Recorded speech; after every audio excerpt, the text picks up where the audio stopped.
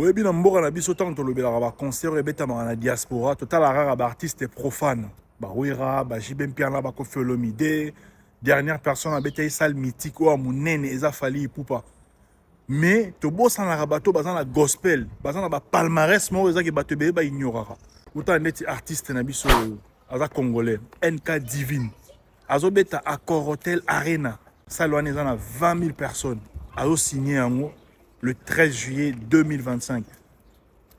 pour un artiste gospel en plus. C'est produit na salle moko nene bongo oyo ezaki ba artiste ebele ou profane ya mboka na biso to pe ba mboka misusu non te ba oza ko beta wana mais ye aye et puis la musique nini musique gospel pendant le kumu ya nzambe